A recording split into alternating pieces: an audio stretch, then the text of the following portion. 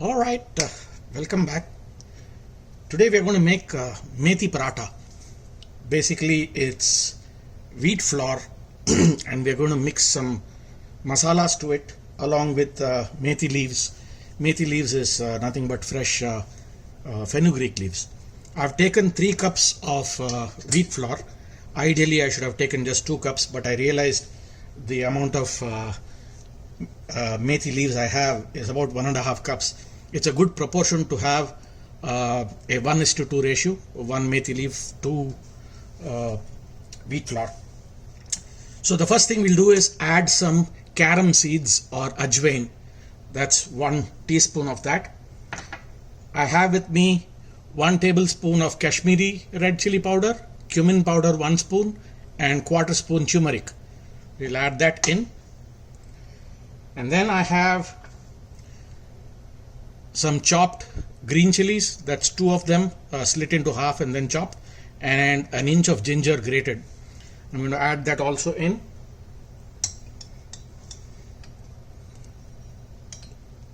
And lastly, we'll add a spoon of salt into this. We'll first mix this before adding any more ingredients. I'm going to close this, lock it, and run it in 2. Okay, so we've done mixing this. I'll turn it off. And now what we'll do is add 2 tablespoons of oil to this. Any cooking oil of your choice. Just 2 tablespoons. We'll add 100 grams of yogurt to it. That's 100 grams of yogurt. And I have with me a little dehydrated onions. What I did was chopped onions and dry roasted it a little. I wanted to remove the water from the onions to some extent. What will happen otherwise is that you will the onions will let out water and the dough will turn out to be very sticky. So you want to just get rid of some of the water in the onions. So we've done that. I have with me 1.5 cups of chopped fenugreek leaves. I'm going to add that in. There we go. And now we're going to start kneading this. I'm going to run the machine in the 3rd switch setting. Don't go beyond that. 3rd or the 2nd will be ideal. If you are doing this with your hand, you just mix it nicely and start kneading it after it has mixed. We'll lock that and start this. So this is the status after it has mixed the yogurt into this. Now is when we'll begin to add water little by little and start kneading it till it becomes a nice fluffy dough. Lock that. I'm adding room temperature water.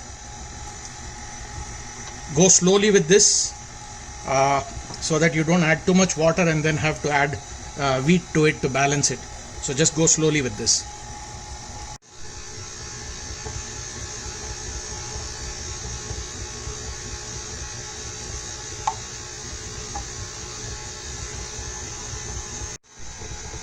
We are almost getting there. Once it has kneaded properly, the whole thing will turn into a single lump and latch onto the center hook. Wait till that.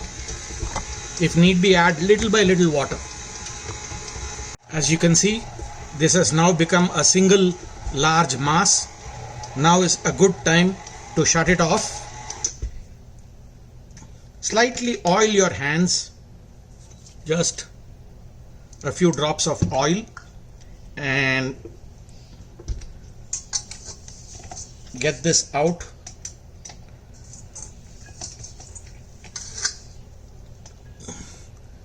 And what we'll do is put it away in a bowl and coat a little oil to the top and leave it for about 30 minutes covered. Okay, so we've had this sitting for half an hour covered, and you can see I'm going to give it a poke. That's how soft this dough is. What we want to do is pluck a sizable ball, about 100 grams. Okay, about 100 grams is going to be a little larger than a golf ball, and tightly start rolling this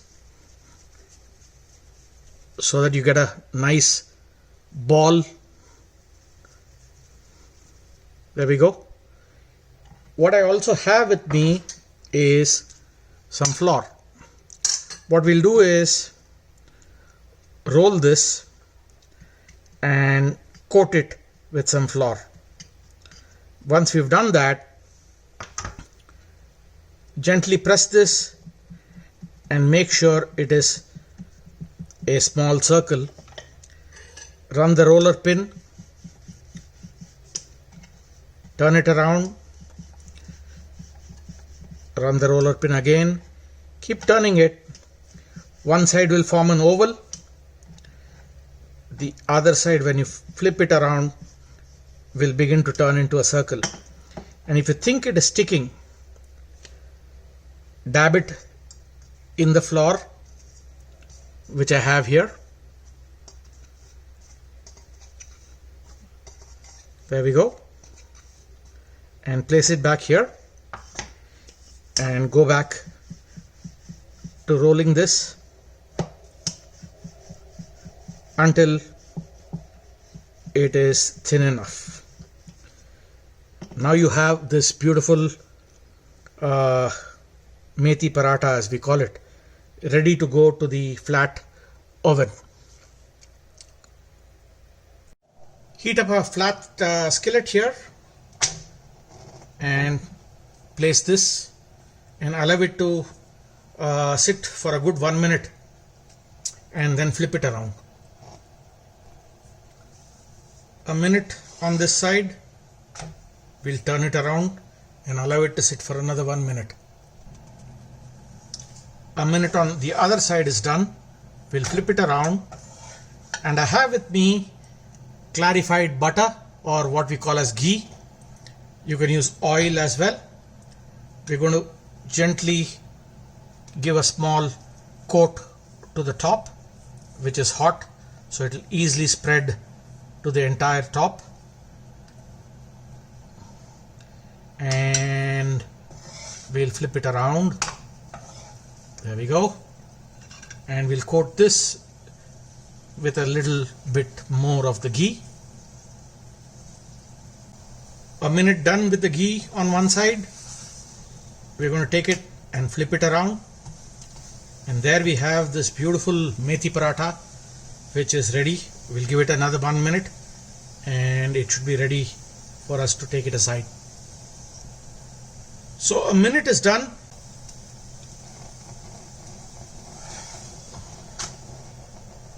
This is more or less ready, and I'm going to take and plate it.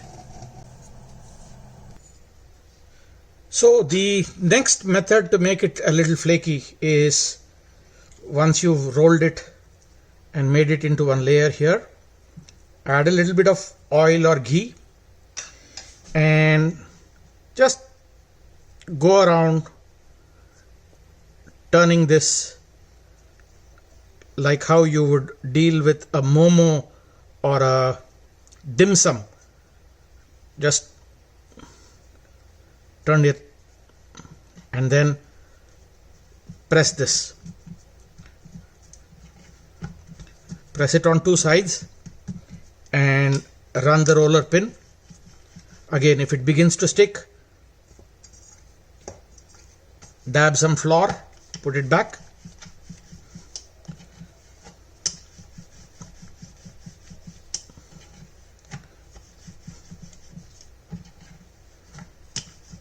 Don't worry about the shape.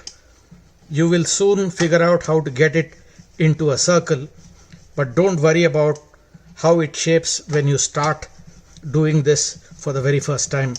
That should be the least of your worry.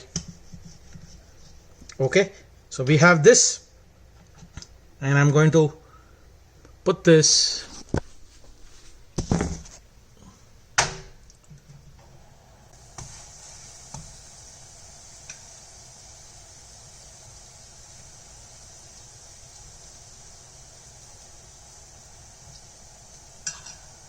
you can see it puffing up you're going to get a very, very nice thin layer of this. And we are done. So we have 3 of these. And what I've done is, because I was going to make this, it's something I love to have with pickle. I just made this cut mango. I used raw mango and made this pickle. I'm going to take a good portion of this.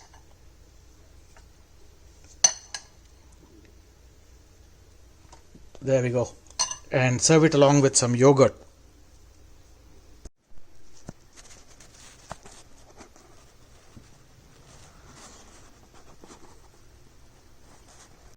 So this is left behind. It can beautifully go back into the refrigerator and you can use it the next day or even the following day. The only thing is, before you want to use it the next day after storing it in the refrigerator, you want to leave it out for about half an hour so that it gets to room temperature. So this can be stored without any problem.